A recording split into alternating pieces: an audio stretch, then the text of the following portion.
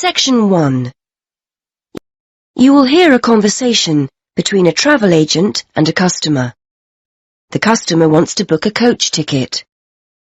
First, you have some time to look at questions 1 to 3.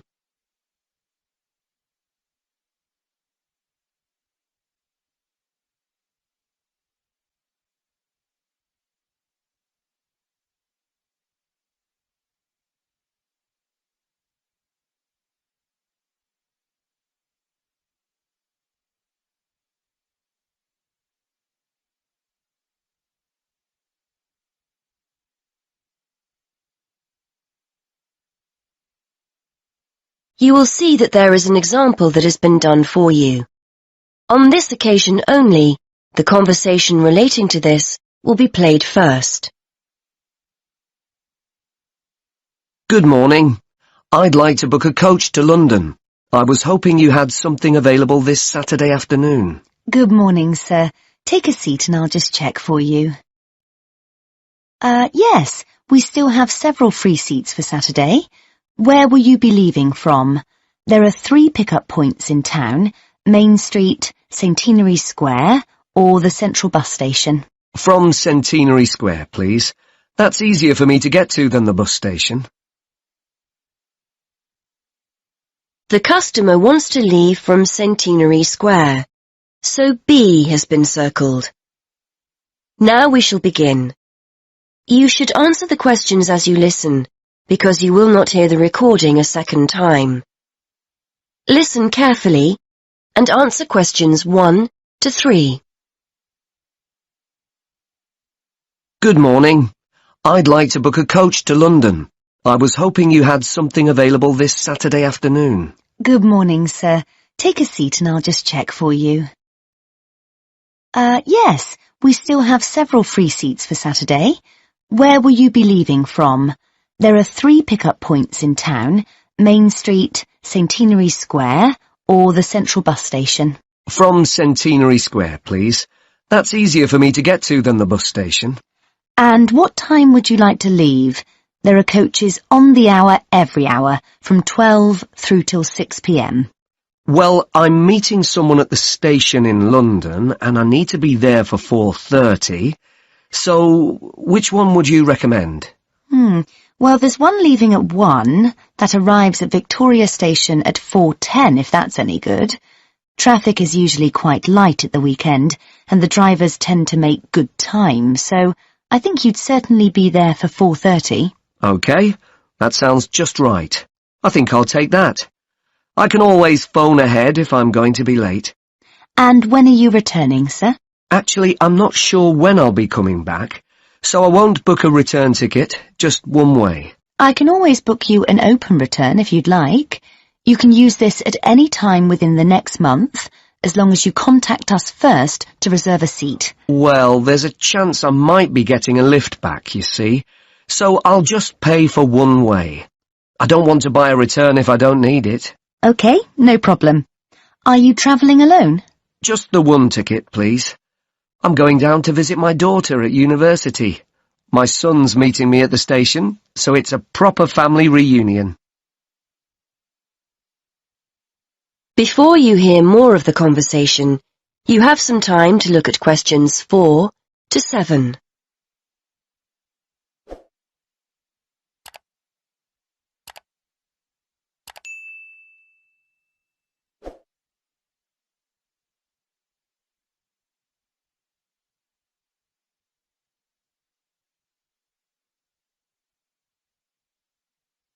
Now listen and answer questions 4 to 7.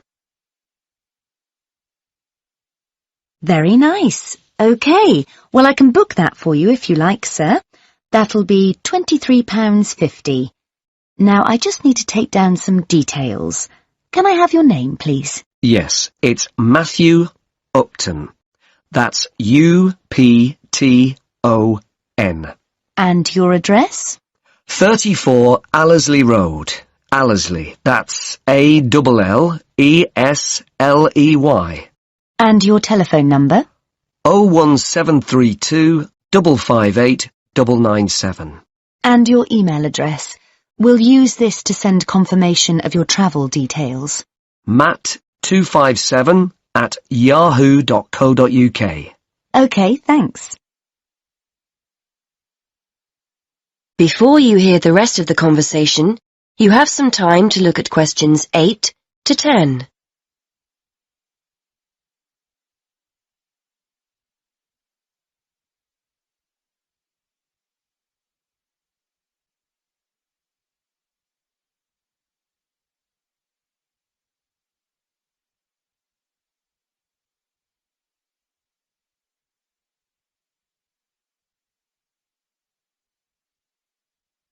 Now listen and answer questions 8 to 10.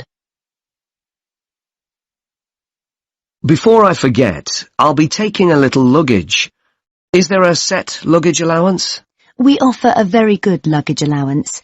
You can take 2 suitcases as long as they're no more than 20 kilos each. That's 40 kilos in total, and 1 small item of hand luggage on the coach. Most people find that more than adequate. Any additional items carry an extra charge of £10 for each bag. I certainly won't be taking that much, so I should be okay. I was worried I might be taking too much. Would you like travel insurance included with your ticket? It's an additional £2. No, I don't think so. No problem. It's not compulsory. OK. How will you be paying? Actually, I've been having trouble with my debit card today, and I've left my checkbook at home, so I'd better pay in cash. You'll give me a receipt, won't you? Certainly, and we'll send confirmation to your email address as well. So that's £23.50, sir. If you just wait a minute, I'll print you off a receipt. That is the end of section 1. You now have half a minute to check your answers.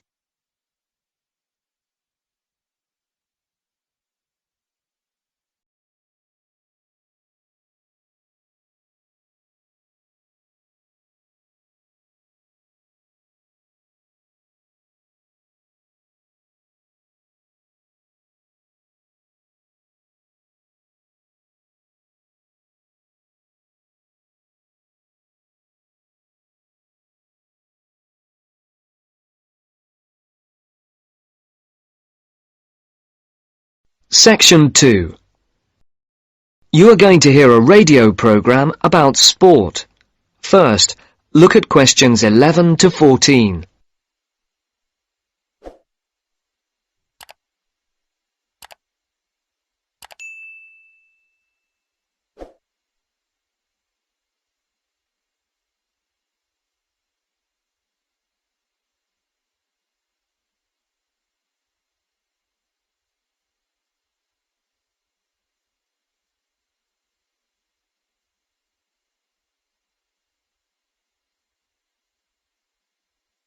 For these questions, listen carefully and circle the correct letters. And now for our Mystery Personality of the Week and your chance to win one of our fabulous prizes. Last week's competition generated a huge response, and the first 5 answers pulled out of the bag will receive £100 worth of sports clothes vouchers. And if you didn't win last week, here's another chance. And this week's prize is even bigger. We're giving away 10 prizes of £250 worth of book, music and clothes vouchers to mark the first anniversary of the show on the air. So get your pens ready to take down the address details. Just write the name of the person you think is our mystery personality and send it to Mystery Draw at the address Marcia will give you in just a second. The address will be repeated at the end of the show for those of you who didn't get it. And so it's over to Marcia, who will tell you a few tantalizing details about our mystery person this week. Thanks, Mike. Well, here goes. Our mystery person this week is a very well-known footballer who plays for a famous club and has also played for his national team. He is very talented and is enormously popular, especially for the part he played in a famous footballing victory. And 2 clues. He hasn't got a famous wife, and he speaks French. If you think you know who it is, then pop the answer on a postcard and send it to Mystery Draw, P.O. Box 5110, London SE1 5LE. That's P.O. Box 5110. And please don't forget to write your name and address too. And now it's back to Mike. Before the broadcast continues, look at questions 15 to 20.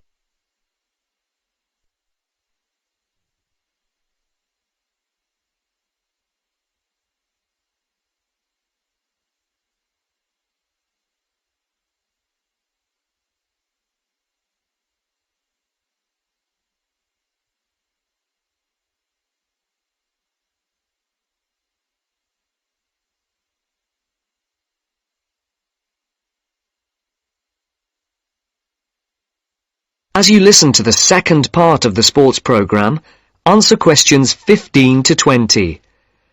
For questions 15 to 19, write no more than 2 words or a number for each answer.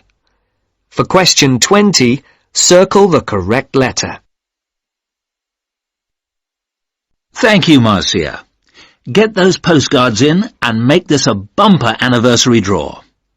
Now, if you remember, last week on the show, we talked to the organiser of a new group set up to help young people up to the age of 20 to get involved in activities like horse riding, tennis, scuba diving, cycling, or any form of sport which involves some kind of expense. John Tebbit, the organiser, rang us to say that the response to his appeal on the show was staggering. A large number of people, both young and old, have offered their services free as volunteers. The whole thing has been overwhelming. John said that they had also had numerous offers of help throughout the country to use facilities free of charge.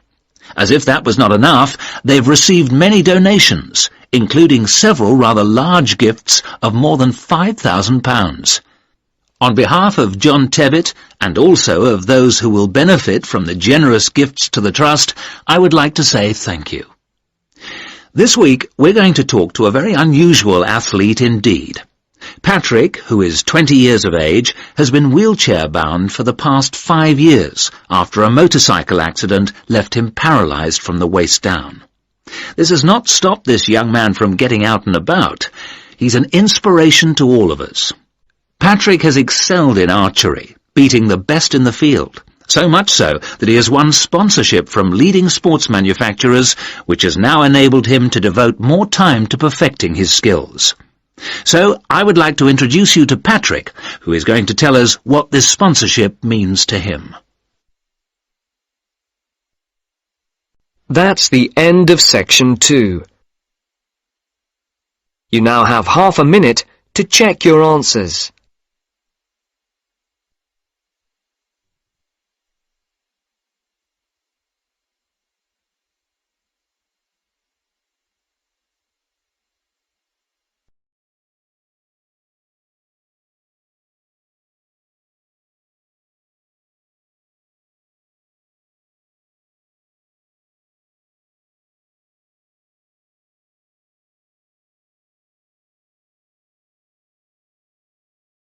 Now turn to Section 3.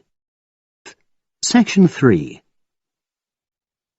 You will hear a business studies student called Sam talking to his tutor about an IT project he is going to do for a local company called Turner's.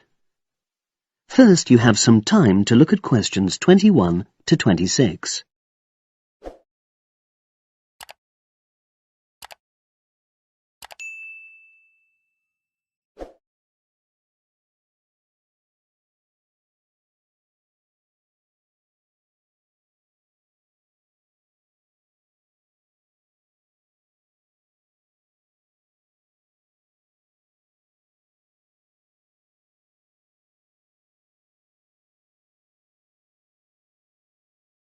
Now listen and answer questions 21 to 26.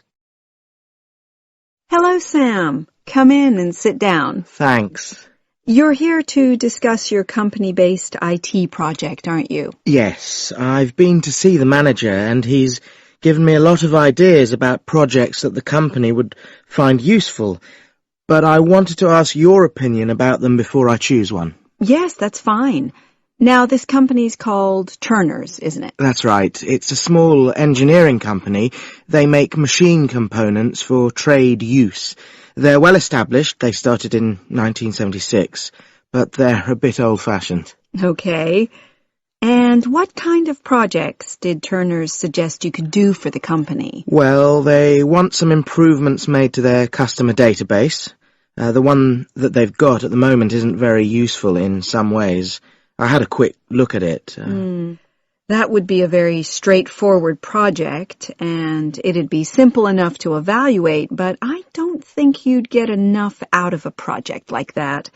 You wouldn't learn anything new. Well, another project they suggested is to do with their online sales catalogue. At the moment, customers can look at their products, but they can't actually order them online, which must affect their competitiveness. But I said I thought it would take too long. It's quite a big task. You're right. It's too much for the time you've got. It's a pity, though. Then they want some help with their payroll system. At the moment, the way they calculate pay involves a lot of manual accounting. I suggested they could have a system where employees register electronically when they arrive and leave work, so the hours they do could be transferred automatically. I think you'd get a lot out of a project like that. It would extend your skills, but it wouldn't be too much to take on. A student did something similar a couple of years ago, but this is slightly different. Well, then they need help with their stock inventory. They do everything manually. Really? Yes, and it takes so much time. It's probably very inaccurate, too. An electronic inventory would probably be the biggest single benefit for the company. I'm surprised they haven't had it done before. I know. Then they wanted to improve their internal security. The manager had visited other companies where the staff use swipe cards to access various areas of the building. It sounded useful, but the trouble is I'm not really sure how to do it. Well, I think you're right in that assessment. At the moment, it's probably a bit beyond your level of knowledge. Is that all? Just one more. Customer service. They want to be able to collect feedback from their customers in a more systematic way. At the moment, it's a bit of a mess, and they probably lose business as a result. Would that involve you going to see customers at their own premises? Because in that case, you might have to do a fair amount of traveling, and that would incur expenses that haven't been agreed with these companies. I never thought of that. Well, it might not be a problem, but it's something that needs clarifying. Well, I hope that's been helpful in narrowing down the options. Yes, it has, thanks. I'll be able to make a decision now. But while I'm here, can I talk to you about coursework? Sure. Now you have some time to look at questions 27 to 30.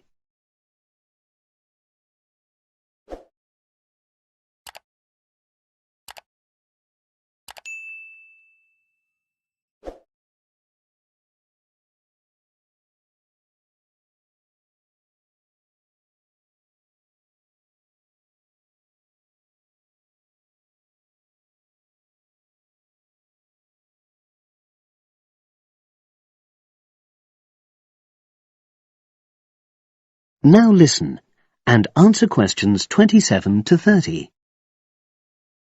I'm not very happy about the way our group assignment is working. There are some problems. Oh, dear. Are people just not getting on with each other? That's the worst thing. Actually, we're all friends. It's not that. But when we're having a discussion about the assignment, one or two people end up doing all the talking and the rest don't say anything. It's a bit frustrating because we need plenty of debate. Well, that's a common observation. You're studying in a group with people from all over the world, and you all have your own ways of participating. In some places, students are more used to listening than talking, and vice versa. I suppose you're right. I'll try to remember that. Does everyone pull their weight as far as sharing the workload is concerned? I'd say they do, yes. And our group elected a leader. She's very good at making sure no one's overloaded. But personally, I feel that there are just too many of us in the group. Whenever we try to arrange a meeting, there's always at least one person who can't make it. It's not anyone's fault, it's just that we've all got slightly different timetables. Well, I'm glad you've talked to me about it. Feedback is always useful. Is there anything else you're concerned about? There are a couple of problems with lecturers that all the students are talking about. Last semester we had negative feedback about the way lectures were organized. There were several occasions when the wrong room had been booked or the same room had been booked twice, that sort of thing. Is that still a problem? That hasn't happened at all as far as I know. Oh, good. It's sorted out then. But I don't know the reason, but some of the staff often turn up late, so we miss 10 or 15 minutes of our lecture time. It might be because they've been copying handouts for students. I think there's a queue for the machine sometimes. Well, I'll look into that. Thank you for telling me. Anything else?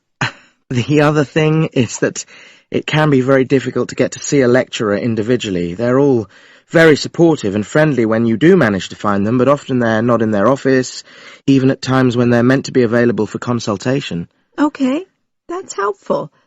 Now, before you leave, That is the end of section 3. You now have half a minute to check your answers.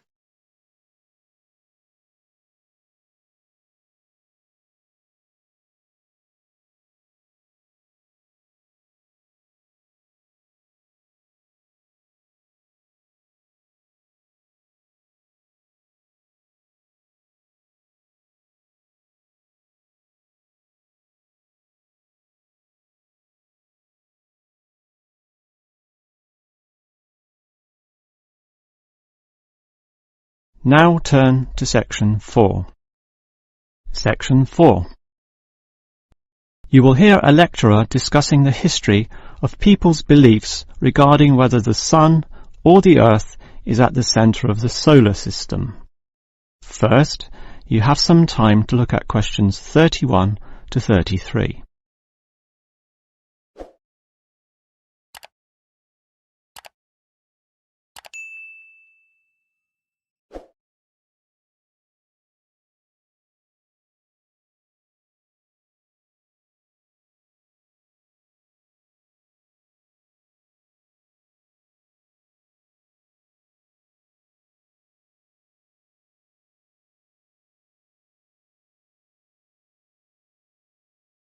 Now listen carefully and answer questions 31 to 33.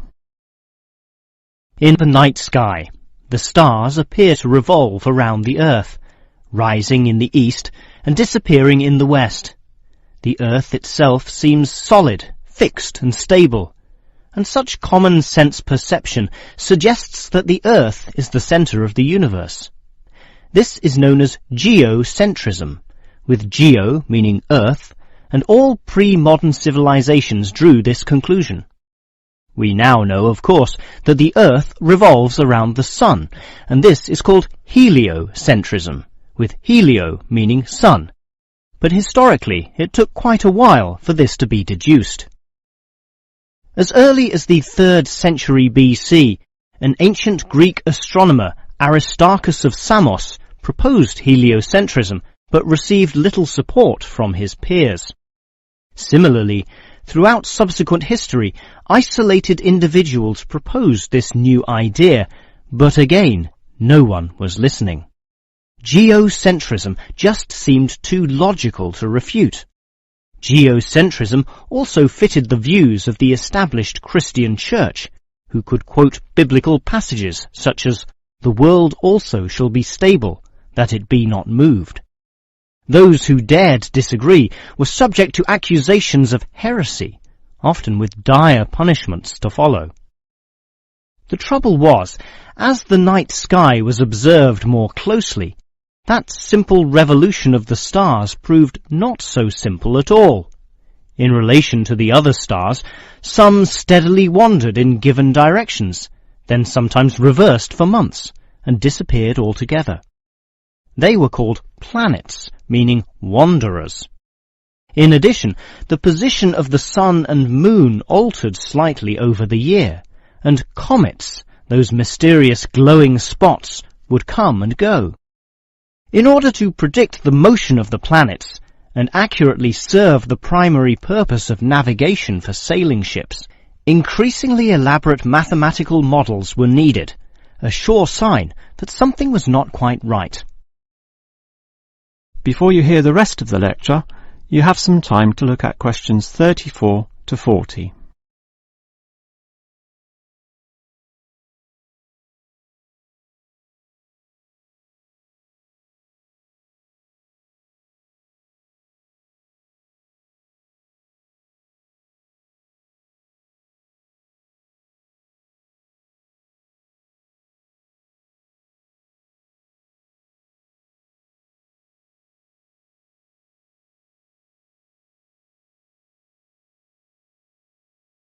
Now listen and answer questions 34 to 40.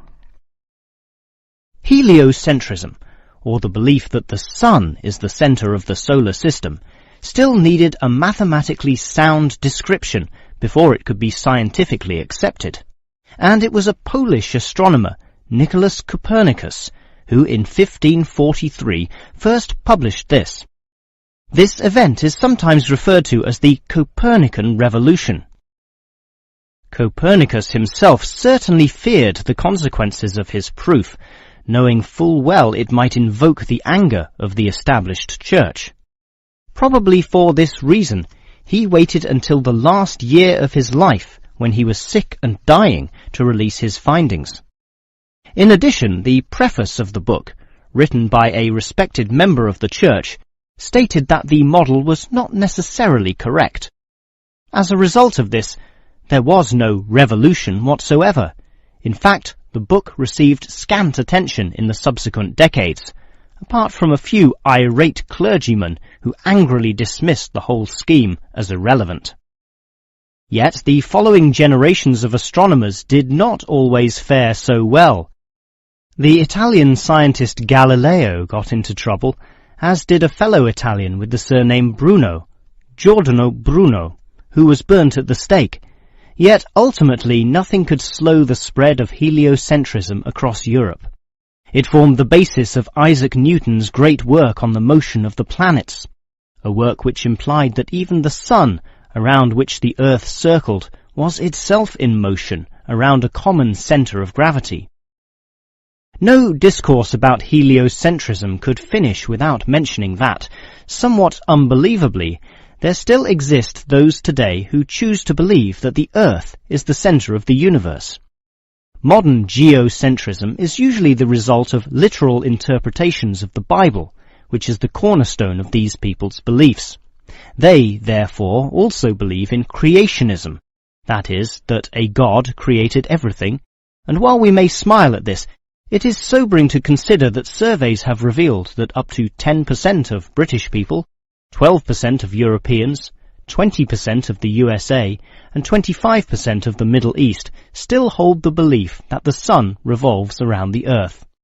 One can only wonder what Copernicus would have thought of this. That is the end of section 4. You now have half a minute to check your answers.